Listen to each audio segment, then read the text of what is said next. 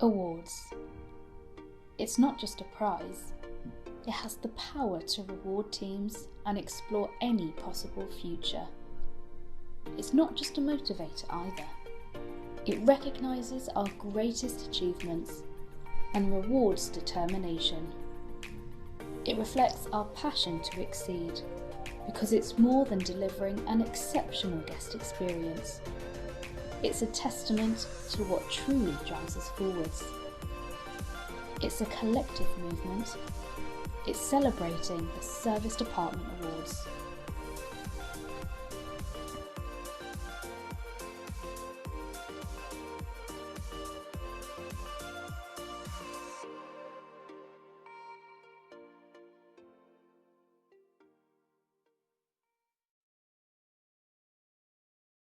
All right. Good afternoon, everybody, and welcome to the latest Service Department News webinar.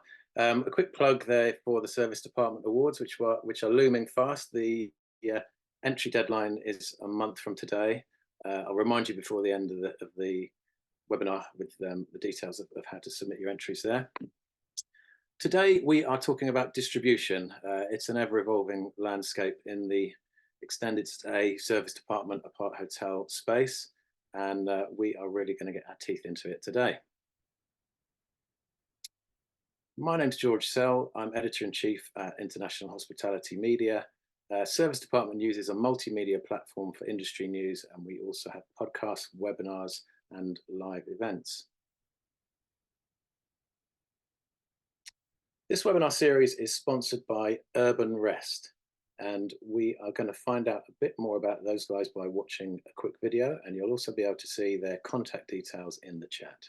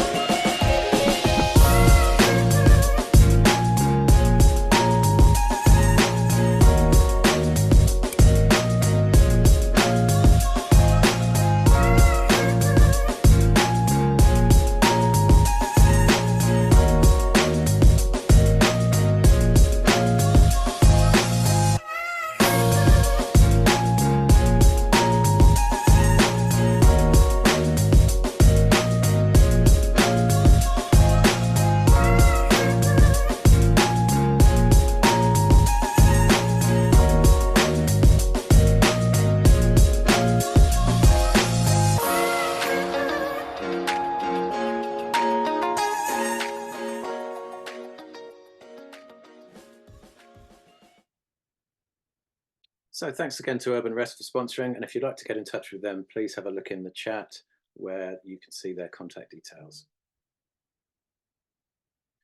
Today's webinar is going to last an hour. We're going to have around about 45 minutes of discussion with our panel, and then we'll save a bit of time for Q&A at the end. We'd like to make it as interactive as we can, so if you have questions, please submit them using the Q&A or the chat function in Zoom.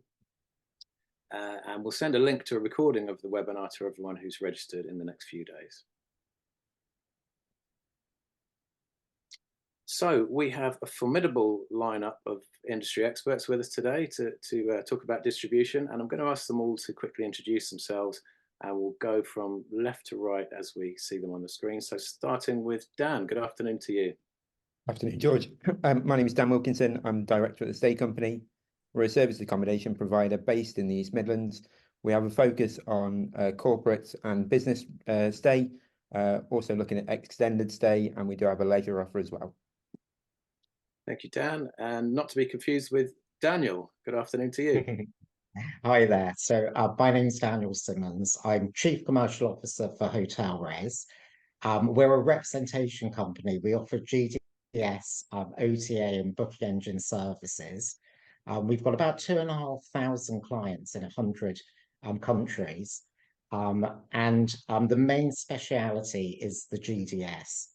We also have two leisure brands, Best Loved and World Rainbow, and we power the Elegant Hotel Collection. And I'm based in London. Thank you, Daniel. And next we come to Jake. Welcome to you. Thanks, George. I'm Jake Siege, currently Account Director Business Travel for Situ as of 7 weeks ago. Situ are a global service apartment agency, but prior to that, I have been working on the operator side for 11 years in service departments. So hopefully bring a bit of both worlds in today. Thank you, Jake. And last but not least, Emma, good afternoon to you. Hello, I'm Emma Buckley. I'm head of revenue for the Stay City Group. We are an Irish-owned apart hotels. We have over 32 properties now, still growing, and they're across UK, Ireland, France, Germany, and Italy. We have two brands within that. We have our Stay City brand, and then our more deluxe brand, which is our Wild brand then as well, that we're growing continually too. Thanks, Emma. We have posted the LinkedIn profiles of all our panelists in the chat. So if you'd like to carry on the conversation with them after the session, then have a look there and make a connection with them. So just wanted to show some screen grabs from some various news stories from our service department news website and some others, just to give the conversation a bit of context and to touch on some of the topics that we'll be discussing today. Agencies, we're very much part of that, what's happening in the agency space. And here you can see agencies are getting involved in carbon calculation, the ESG calculations and the ESG demands of corporate travelers. AI is affecting everybody across the whole accommodation space. And if we go on to the next slide, we'll see AI rears its head again there. Most corporates are now using it to manage their business travel. And we're also seeing some contradictory, I guess is the word, reports of what's actually happening in business travel. So here we've got a report of a temporary slowdown in Q4. But if we go on to the next slide, then a report from a different publication from just a few days ago saying business travel is on the rise, virtual meetings losing primacy. So it's hard to know exactly what's going on, because there's quite a lot of differing opinion in industry media. So what I'd like to do to kick the discussion off is to ask our panelists in turn, if we can just move on to the next slide. I want to kick off and ask you each in turn what have been the biggest changes in business travel post-pandemic, how they have specifically affected our sector, the service department sector. Jake, as you've got a foot in both camps, as it were, do you want to kick off with that one? Sure, yeah. I think the purpose of travel has changed post-COVID. I think things are, travel has to be, there's a lot more approval processes now that a lot of corporates are going through in order to get travel approved, and stays are becoming longer. So in terms of our industry, it's been quite good in that aspect. It's also helped kind of highlight our profile. I think service departments are more in demand than ever on RFPs and travel programs, and TMCs are engaging a lot more with operators as well. Okay, and Emma, as an operator who has quite an interesting mix, probably quite a unique mix in this sector of business and leisure travel, how have changing business travel patterns affected Stay City? I think the need now from the corporate guests, like on what they need when they travel, obviously a lot more of the work from home side of things as well. And we see, as you were showing, there's it is conflicting too, where there's some companies who want more of their employees to work from, come back to their office space, and then others who still work from home. And that's really what we're looking at, is really what our product provides then to those needs and those sort of corporate needs then as well. And just whether or not they travel. So now, often there is a lot more where they'll have their online meetings as opposed to traveling then as well. So that's where we've seen that change, and where we have to find more and identify more opportunity then to get more of that corporate travel then too. Mm-hmm. And Dan, as an operator who focuses, the majority of your business in the corporate space, what changes have you seen? So we've certainly seen that the length of time before booking and arrival has become a lot shorter. So we're finding that we're having to make sure that we've got enough availability to service the needs of the corporate client when they want it. Previously, there tended to be a much longer lead-in period. which meant availability was a lot easier to manage. Okay, and Daniel, finally to you, what are your observations on the biggest changes in business travel? I mean, apart hotels and service departments for us are like gold dust on the GDS. We're finding that more and more of the big TMCs and consortias, and also the corporate companies, are really looking at them. And I think it's what everyone was saying. I think there's this work from anywhere feeling at the moment, and kind of like flexible living. I think people are doing fewer trips. So when they're doing trips, it's a longer stay. And really, the apart hotel sector, I mean, they've really embraced everything that the corporate travel managers need. They're very flexible with dynamic rates, with cancellation policies, with CSR requirements, sustainability. So it's a huge sector for us. And the corporate market, luckily for us, is growing all the time, which is great. And they're all looking for service department accommodation now. Okay, well, that sounds very, very positive. Sticking with you for a minute, Daniel, how have the role and demands of the travel buyer evolved, and how well equipped are providers in this sector to cater with what they're looking for? It really varies. I think if you're a corporate traveller, I think you're looking for certain specific things. You're looking for maybe car parking. What we're finding with our TMCs and consortia and the agencies is that any property which has EV charging is immediately a bonus, especially if the corporates are obviously driving. The corporates are looking for working space, so working desks. Kitchenettes is obviously a huge bonus, especially when people are, they don't have the big expense budgets anymore. So kitchenette is so handy. Bleisure, I hate that word, but it's massive. So a lot of the corporates are looking for the type of apartments and service apartments where they can then bring their families or partner, or, to stay a bit longer.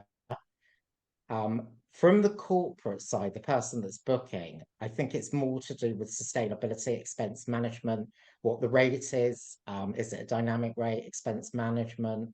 So it really depends between the travel manager booking or the corporate booking, what the requirements are. And are we seeing more flexibility in how these corporate travellers are allowed to book? Are they more empowered to book their own travel, or is there still quite a rigid process and going through travel buyers and so on? Jake, do you want to come in on that one and perhaps address the last topic too? Yeah, I was just going to add actually to that, George, that what we're seeing as well with some of the corporates is that actually instead of a revenue budget or expense budget, it's actually a carbon budget they're being given now. And so once that carbon they've used up in that period of time, that's it, it's gone. So which is why sort of being able to provide carbon data is really important and will always be important and always a hot topic. But it is, we are seeing some big corporates use carbon budgets now to make decisions on travel.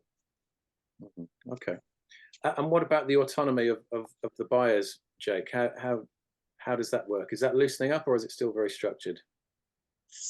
A difficult one for me to answer, George. 7 weeks in that one, in terms of agency world, but it's certainly traveller choices. But it is growing, and that's always been on the agenda. But travellers are having more choice now in terms of them booking themselves and their autonomy. So I guess there is some loosening up of that. Yeah, Daniel, did you want to come in on that? No, I was just going to say, with the corporates, the days when all the agency had the telephone centres and all the people in the offices are kind of slowly going.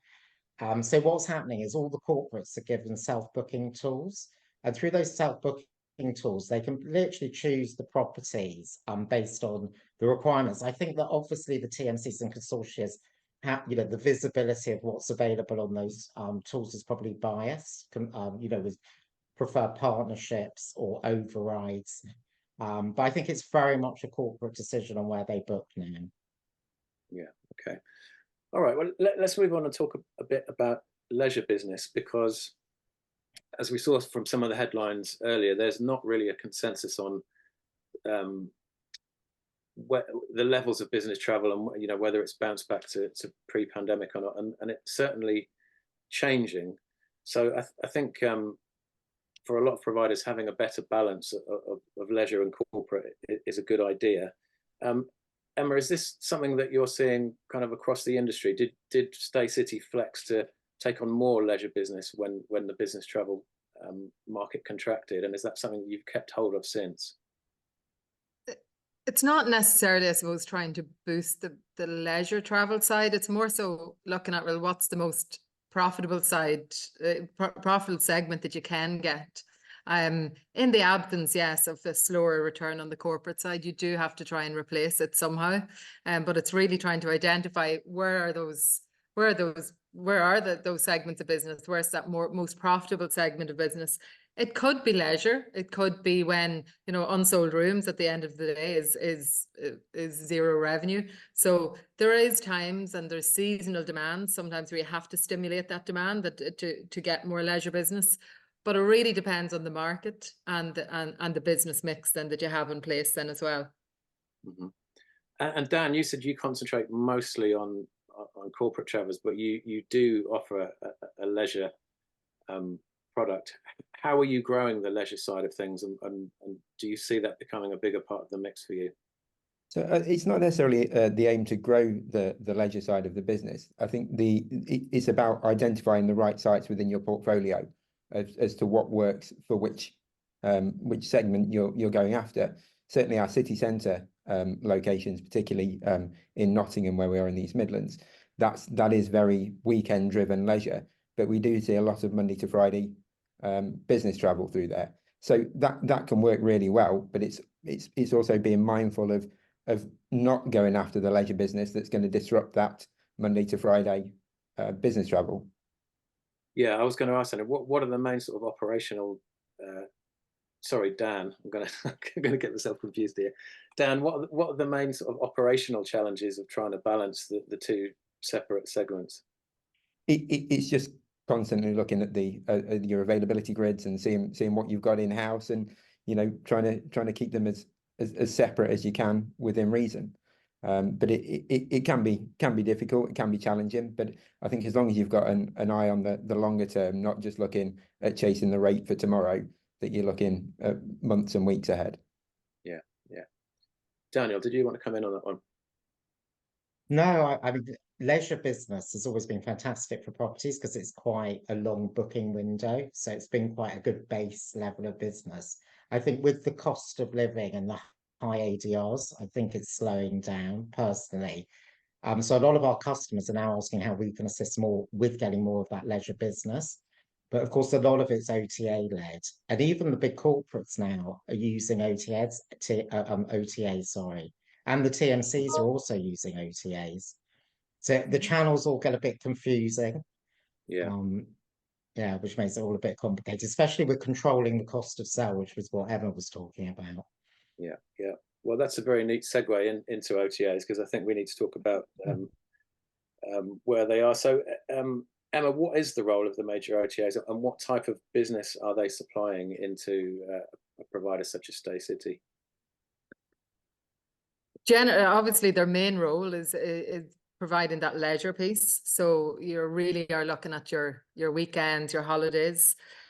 There is also a percentage of it that is the midweek business, that is the corporate business. So you really do have that too. You do have those that are booking through OTAs. As Daniel was saying, they are coming all directions and they're booking in through the OTAs, even on the corporate business. So in terms of the different profiles, you still get your family stays from them. You still get your weekend stays, your couple stays. Some groups come through. So there is still the role that they have is really the reach in terms of those different profiles of guests that are coming, that are not just looking at the corporate side or the individual travelers, that they're really looking at the overall base of business throughout every day of the week. The reach, I suppose, I touch on as well, is that the markets that perhaps that maybe you're not prevalent in, or, you know, if you look at the US market or the Asia market, we need definitely some, we need those OTAs to help us reach those markets too, as well as other channels and as well as other distribution channels that we have too. But, you know, that's really important for us to reach those emerging markets into our portfolio then too. Yeah. Dan, what would you say are the main pros and cons of OTA business? I think as Emma was saying, that a real pro is getting into those markets that would just be so difficult to market to otherwise, globally. I think a big con is the rigidity of the platforms from a listing perspective of not really being able to demonstrate fully what you can offer as a service department. You know, it's very difficult to get those extra added benefits across to the traveller. And Jake, did you have anything to add on that one, as perhaps from your operator side? Yeah, for sure. I think there's certainly some pros and there's certainly some cons, right? So the pros, obviously, you know, it's wide reach. It's easy if you've got, you know, to put stock on there last minute, sell stock off to the leisure market, particularly if you've had a group cancellation or a piece of business has left quickly. Obviously, commission is a con to any operator out there, but obviously you need to pay that's a fee, right? But it's not so much the commission that's the con, so much it's the rate layering. So often operators are finding that they're putting, you know, rates into Booking.com, and then Booking.com have got these big chunks of commission at like 18%, and actually they're lowering their commission and undercutting the operators as well. So it's really the rate transparency piece that's a big con. Yeah. Sorry, Emma, did you want to come in there? I know, I completely agree there with Jake that the parity side it's crucial too, and it's been there, and it gets, you know, it gets tougher at different times of the year as well, but it's constant watch. You know, everybody, you need to just constantly watch that you're not being undercut, because as well as you know, you have the cost of doing business with that channel that can be really high cost to you versus your direct channels. But also then you have that undercutting or that like stacking of deals or stacking of offers that can really impact the ultimately your net ADR then at the end.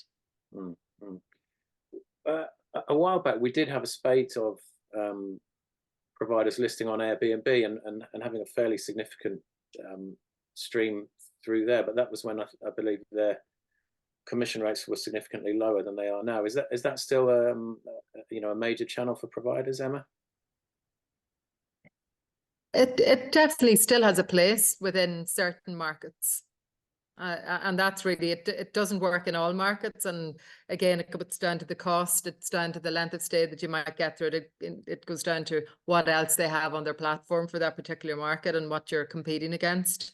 It still has a place. It may not be a large place, but it still has a place in some markets, yeah. Yeah. And I think Jake, which markets would you say would be one where Airbnb would be a good channel? You know, you're looking at oh, sorry, you're Jake. Sorry, I didn't hear you say. Oh, sorry, Jake, go so Airbnb, I mean, our providers using it, yes. Are some providers using it? No.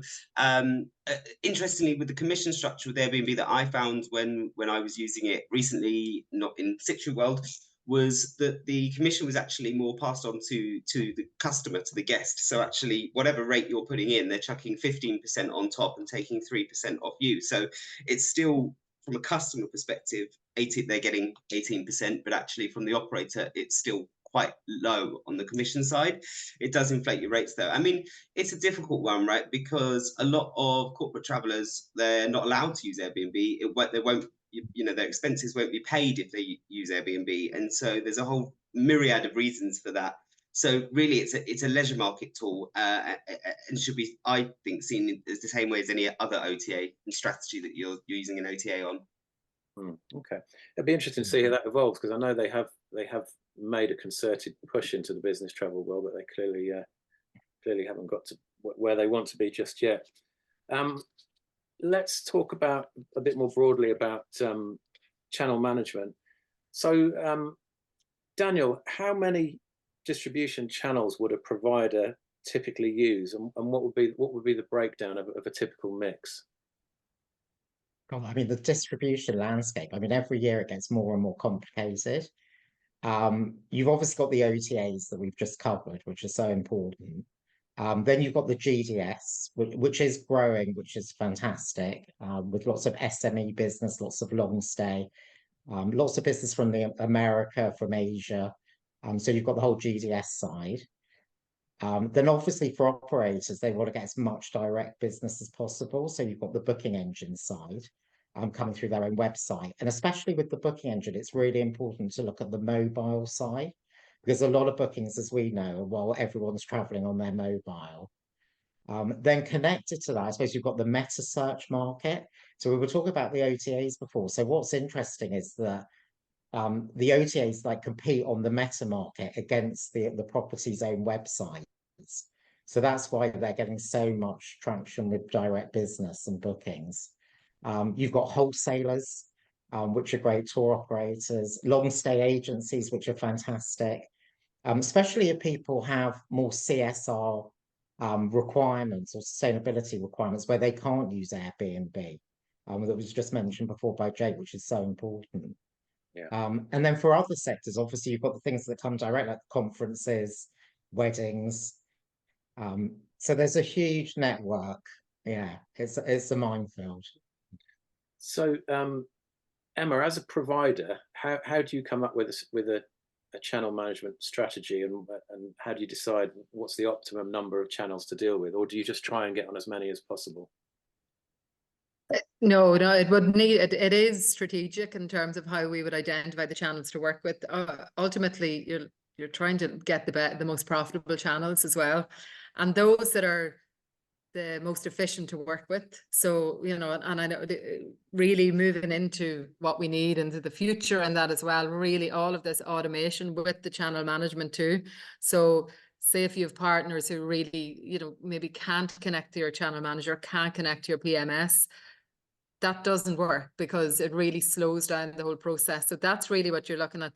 Core partners who will give you the volume of business that you need, that can connect in the most efficient way, and that you can get the most profitable business out of them as well. And Dan, from your perspective, how do you devise your channel management strategy, and do you select a few tried and tested, or are you constantly experimenting with new channels to see how they work? We have obviously the tried and tested that we've used for a long time and that we continue to use. But yeah, we're always open to exploring new channels and see what they bring. There's a lot out there, but it comes at you from so many different angles. Sometimes it's difficult to know which way to go with it. Yeah. Okay. We've had quite a few questions come in already, so I'd like to get through a couple of these before we get to the end. Otherwise, we're not going to have time.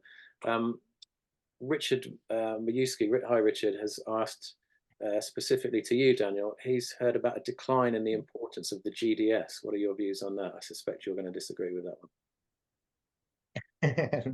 I mean, everyone says that because the GDSs were set up in the 70s. Everyone feels that they might be disappearing. There are 4 GDSs out there. I mean, they're actually getting bigger and bigger. I think more agencies are being set up, and they're also the large TMCs like the Amexes, the BCDs, the Carlsons, and they're winning more and more corporate business. They're winning more SME accounts. Everyone has to book through the agencies and the GDS, really because of sustainability, CSR, and everything we were mentioning before. So we're actually seeing an increase. And I think the industry trend is that there is an increase, which is obviously good news for hotel res. Yeah, okay. And also from Richard, he's asking about this trend of team travel, a bit like team building of the old days, but with a lot more focus on plans and strategy building. Is that something that the providers here are seeing, kind of clients sending whole teams away? Dan, is that something you've seen? To an extent, sort of where we're based, we have quite a few large global manufacturers that do book a lot of accommodation with us, and we have seen a certain rise in them taking the larger accommodation, so sort of 4 and 5 bedrooms, where they'll put a whole team in, which we'd not really seen that previously. That's really been in the last sort of 6 to 12 months, something like that. So we are seeing it, but for us, it's not a massive piece of business. Yeah. Okay. Thanks, Dan. One of the channels that Daniel mentioned there is obviously the direct business straight to the company website. Emma, is this something that a lot of providers are still striving to do, or does the cost of sale become prohibitive when compared with other channels? Yes, absolutely. There's such a difference between the cost of sale on other channels as well versus direct. So that really is going to be, it continues to be a key strategy to really drive that direct business with that significantly lower cost of sale. And that will particularly through websites and how we enhance websites and booking engines and how we reach our guests and that as well. So yeah, it will continue to be the top focus as well to drive that direct piece. And how would you try to kind of divert business that's come through an intermediary to become direct? It's quite tricky because all the channels we're talking about, they're fairly rigid. So you might have business coming through from an agency or an OTA. So how would you try and convert that to direct in the future? It's really identifying where the source of it came from in the first place. So if you can see that it's come from a particular geographical source or it's a particular type of guest, that's then how you perhaps change your marketing, change your targeting to reach that guest then that would typically come to you direct then as well. You still have the one, I suppose, side as well that you still can do your members rates and things like that to drive that extra business, that you can have that against the OTAs, that you don't have that clause, the rate parity side of it won't kick in on your members rate. So you can still try and drive that extra small piece of discount to get more guests in direct then as well. And Dan, as a more regional player, do you put a lot of focus on direct business, and is that something that is perhaps easier when you're in a smaller niche? Yeah, I mean, I think everybody would be hoping to drive as much direct business as possible. Certainly in one of the areas that we're in, there's not a lot of travel into the area unless you need to come. So, we do see that we get some direct where people are searching for a particular area, and it's making sure that you're positioned well on the search engines, etc., to pick that booking up before they get a chance to go to an OTA. Yeah. Okay. Thanks, Dan. Can I just add, George? Oh. Yeah, go ahead, Jake. Sorry, well, as the agent on the panel, direct business is bad. No, I'm joking. I think it's obviously it's a two-pronged thing, right? And a lot of from my operator hat on, yes, direct business is great. It's the corporate business that is always going to be a struggle in terms of direct, particularly the bigger the corporate, right? Because reporting, payment solutions, all of that sort of stuff, and having so many different kind of suppliers. So I think it's more around the leisure piece, getting that direct, than it is the corporate, just a caveat. Yeah, okay. Thanks, Jake. Emma, how do you measure and optimize the ROI of the various channels that you use? And does that result in you kind of adding and dropping some according to their performance? Yeah. Well, we can measure their cost per whatever rate that they would have booked, the ADR they get, the length of stay that they have, because obviously that has a big impact on the profitability at the end. And then if there's any commission costs, any other cost of sales.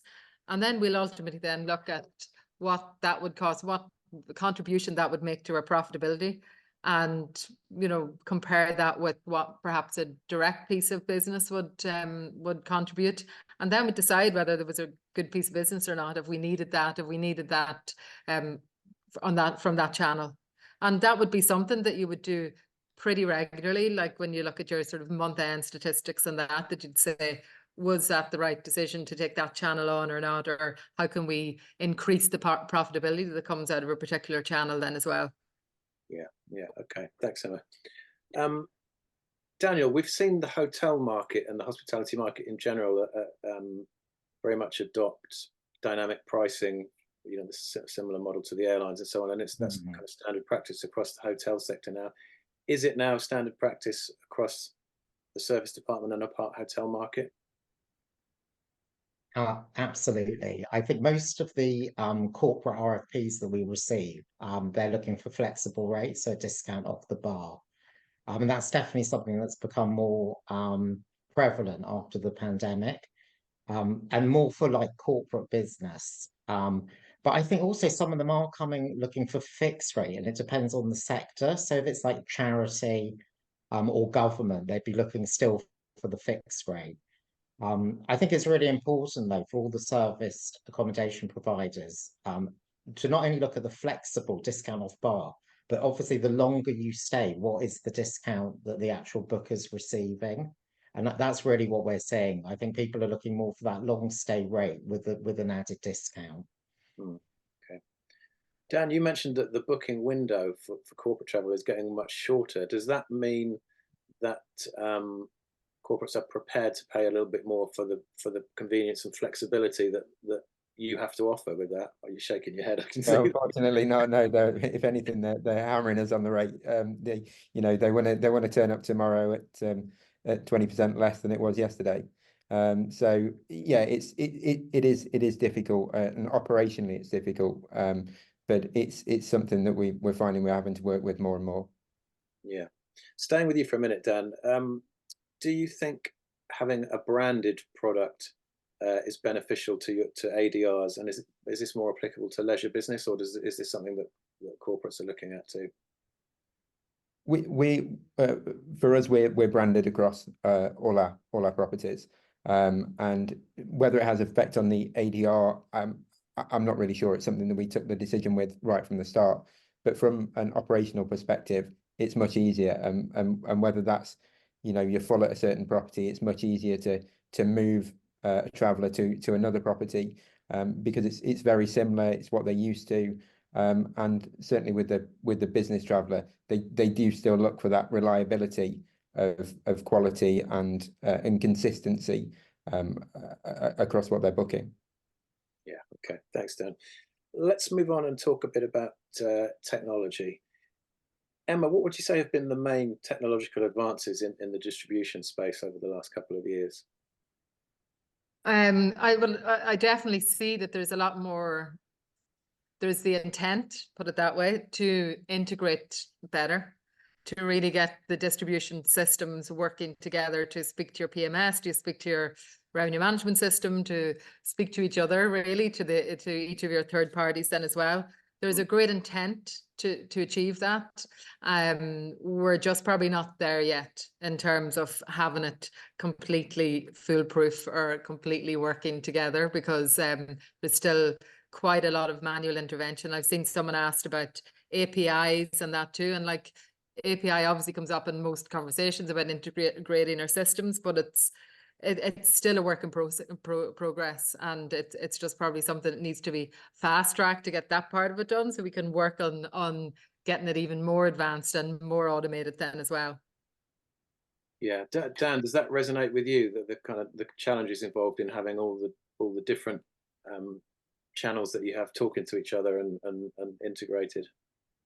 Yeah, absolutely. The biggest challenge with the new technology is getting it to work with the old technology, and it can cause so many problems again operationally, and so much clashing between the technologies.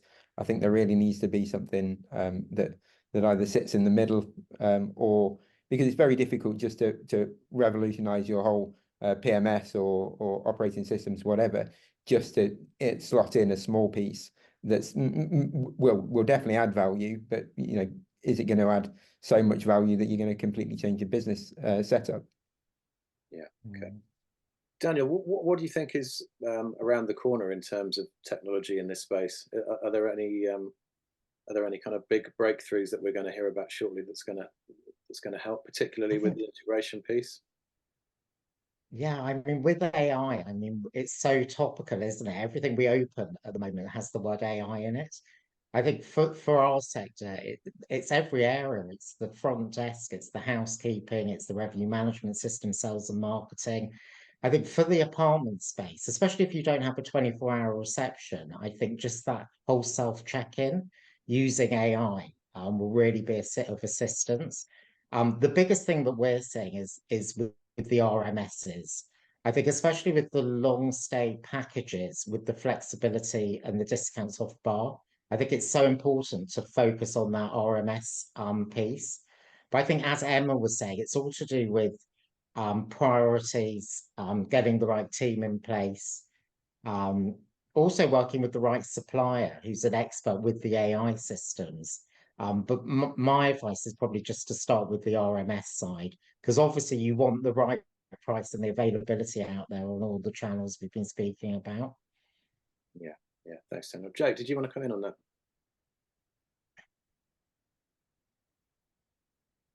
I think you're on mute, Jake. I unraised my hand instead of unmuting myself. Look at that. There we go. You say AI could have done that for me. It should have noticed that I was speaking and took me off mute.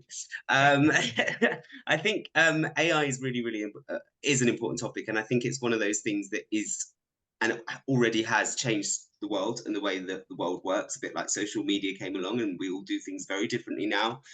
I think if you don't learn how to use it or what it can do, I don't think AI will replace your job necessarily, but somebody that knows how to use it will. It is hopefully, I would like to think, going to improve service and actually allow, with automation in our hospitality world, to remove some of this admin stuff from back of house and actually be able to redeploy those staff into hospitality customer facing roles and actually do more service stuff. But yeah, it's one of those things. I mean, I don't know if anybody's seen Sora, which is they launched or started, did a press release on last week, which is by the same people that did Chat GPT, and that is text to video. So you can put a piece of text in and it will create a 60-second video. You can look at the website, SORA is the name of it, and they've got some examples. And how they do it, I don't know, but it looks incredibly real, like a video. And it's, I mean, for marketing, that's a dream, right? That's going to save so much money, but it's also inherently dangerous thinking about what you could ask it to make video wise. Anyway, we can go off on a tangent with AI for hours. On the subject of AI and machine learning, I know a lot of hospitality brands, especially Airbnb, is spending a huge amount of money on this, on sort of hyper personalization. So really using machine learning to understand what a specific guest wants. How do you think that could be translated by us to the corporate travel market? Who wants us to have a stab at that? Daniel, is that something you might be interested in? I mean, there's so much increased competition. I think that every week we're seeing like a new apart hotel or a new brand opening or being set up. And I think you really need to give yourself the competitive edge. And I think AI will enable you to do that. Personalization, again, is a very big word that everyone's using at the moment. But if you really need it, you need to like really focus on the guests you want and get them at the right price during the right time. So that's how kind of I see it being used in the future. Yeah, okay. Let's move on and talk about agents. I saw here somewhere that Danny Pryor has preempted one of my questions, but she's phrased it better than me, so I'm going to ask hers instead. And I'm just aim this one at you, Jake. Is the macroeconomic market having an effect on OTA and agencies' commission levels? That is a question I probably can't answer without Googling and really understanding the nitty-gritty of macro and microeconomics, George, to be honest with you. That's a little bit above my IQ level, shall we say, I'm afraid. But in that case, Jake, just sort of tell us about what's happening with commission levels and fee structures at agencies, and if they've changed significantly, what you think is likely to happen with them.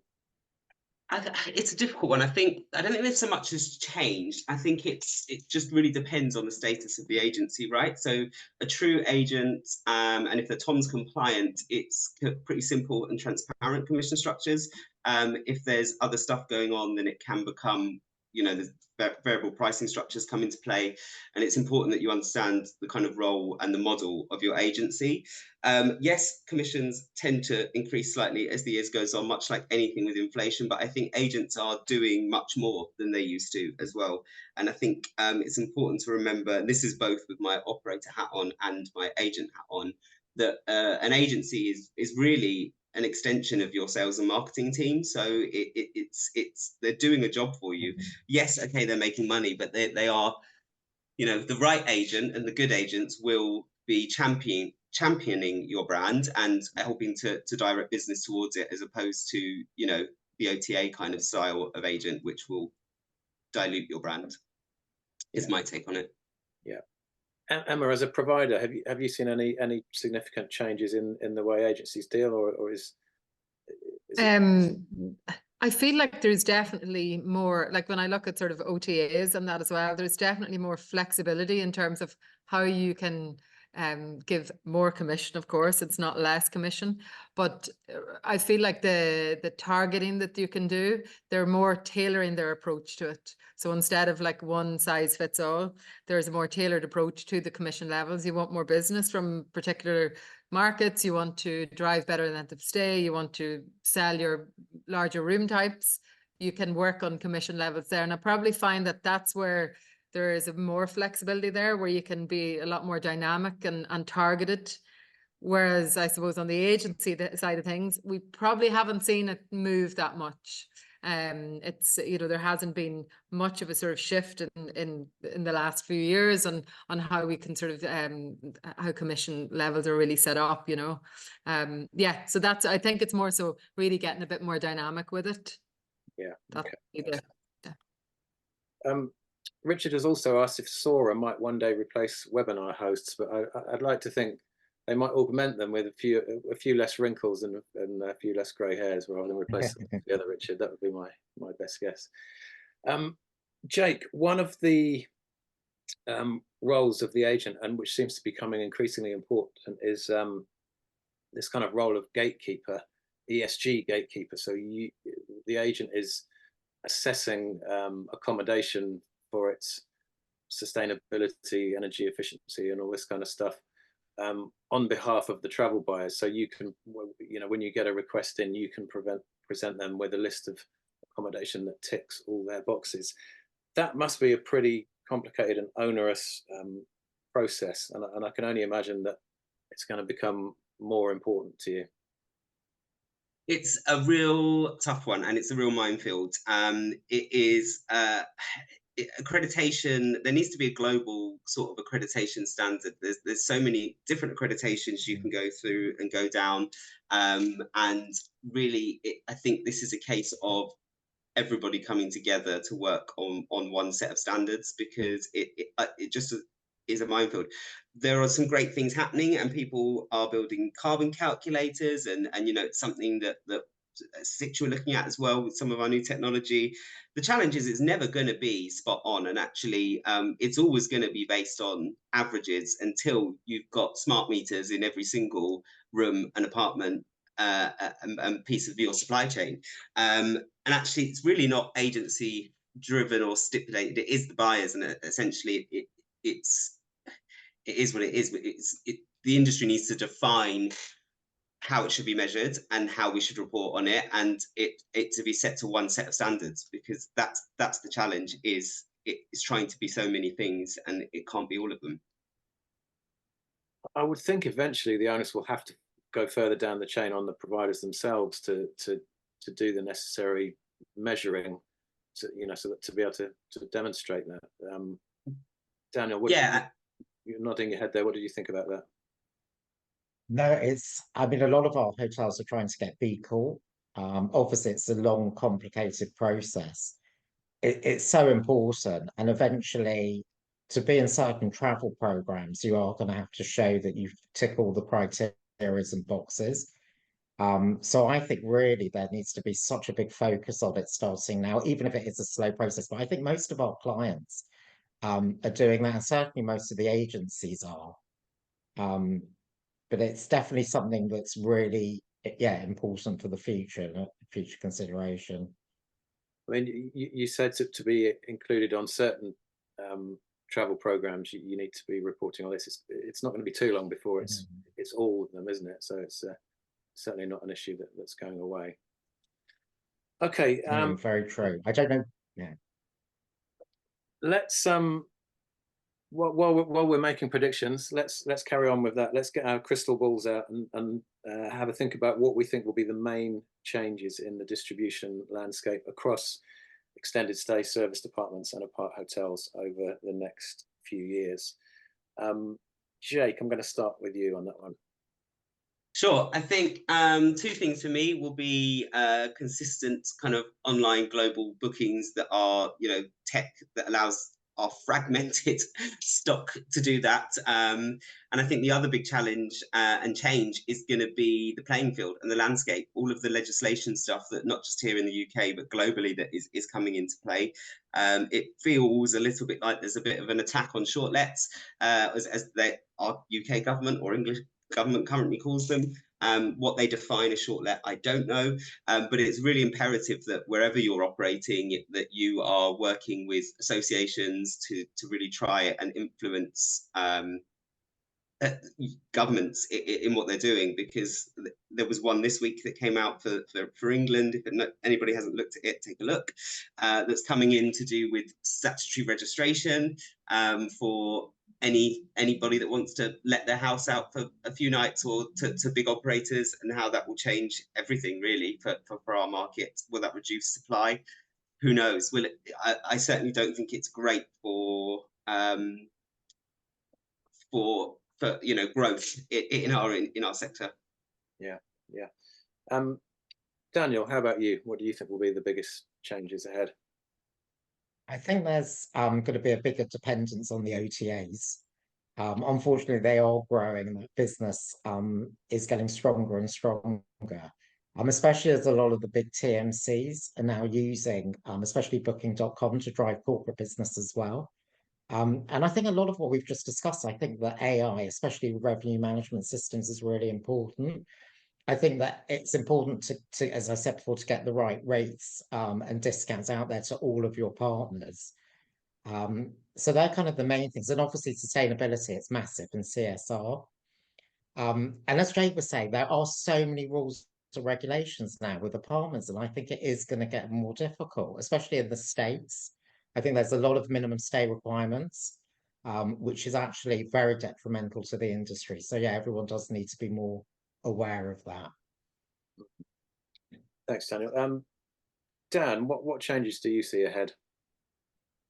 I think with regulation definitely being on the cards, I don't necessarily think it's such a bad thing. I think within the smaller regions where we are, there are the smaller providers that perhaps don't do things to the same standards and don't offer the same level of service, and doing things, I don't want to say roguely, but certainly not the way that the industry, I think, would like to see it being done. So I think a bit of regulation on that side won't necessarily be a bad thing. Yeah, as one of the comments earlier on in the chat said, there's a bit of murkiness around definitions, and some service departments are listed as holiday homes and various things. So there are also all kinds of tax and VAT implications going on there. So I guess clarity wouldn't be a bad thing. Emma, last word to you. How do you see things changing over the next few years? I do feel just what Daniel was saying about with RMS systems, like there's already a lot of integration from your revenue management system throughout your sales organization as well. And there's lots of new integrations coming within the marketing landscape then as well. So you really integrate that to do the best for your channels. So I feel like those type of tools that will help us make those better decisions around what we market and what channel of business what channel that we're really taking business through. I think on the channel distribution side of things, there has to be a change in terms of the functionality of that. And again, as I said, there is intent to do that. It's more so it needs to probably move quicker to get there. And really take that automation piece out, as Jake said as well, that administration piece needs to go. There needs to be a lot more time so those resources can spend on doing the best marketing, doing the best revenue management, and getting the best prices and from all of our segments. And yeah, and I think on the channel side too, I feel like when you connect with your OTAs and you have your partners and that, there definitely is, they still have the autonomy over what you do, and they'll still cause that rate disparity, and there'll still be undercutting. I feel like it's going to be more so will you decide what level of business you want to do with us? And then that will obviously impact then how much we sell you. So I feel like it's going down that road now. So if you decide that you don't want to maybe give them the same discounts, or you want to cause some disparity, that will impact obviously the volume you get through them. And sometimes that's okay. So I think it's coming to that sort of level ground then of how you're doing business together with your channels. Great stuff. Thank you, Emma. That's a good note to end it on. A reminder, I'm going to just run through a few slides here in a minute before we wind up, but just a reminder that we will leave the session open for a couple of minutes. There's loads of good stuff in the chat in terms of comments, links. Jake's put the link in for Sora and also the government announcement on the new short-term Let's Rule. So thanks for that, Jake. So there's loads of good stuff in there. So we'll leave it open for a couple of minutes so you can all take some notes and copy and paste from there. So if we could just move on to the next slide. Our next Service Department News webinar will be on March the 21st, and it's about funding and investment. The session will be hosted by my colleague Eloise Hansen, and you can see the link to register for that in the chat. That's going to be a good one. Always an interesting topic. And another quick reminder about the Service Department Awards. This is one of the best events in the industry calendar. It's great fun. The entries for this year's awards close in exactly a month's time on March the 22nd. You can see some details in the chat, and you can also see where you need to go to find out more and submit your entries. servicedepartmentawards.com. So don't miss out. There's no cost to enter, and you can enter as many categories as you like that are relevant to your company. So I hope to see plenty of you there.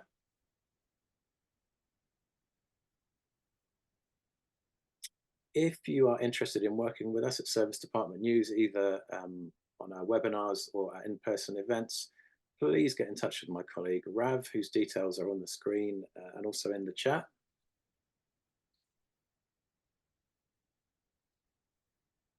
And finally, thanks to everyone who's been involved today. Thank you to Urban Rest for sponsoring. Thanks to Jake, to Emma, to Dan, and to Daniel for their fantastic insights today. Thanks to you all for watching and for all the interaction in the chat. There's been some good stuff going on in there, so hopefully you all found the session interesting. Enjoy the rest of your day, and I'll see you all soon. Thanks very much. Bye-bye. Hello, we are International Hospitality Media, or IHM for short. IHM is the #1 brand to engage with decision makers in hospitality and real estate. Our 4 multimedia brands lead their respective sectors with breaking news, comments, trends and opinion across a variety of multimedia solutions. We provide an inspirational community to connect people through world-class events, webinars, podcasts, award schemes and much more. But let us share our story of who we are and what we do.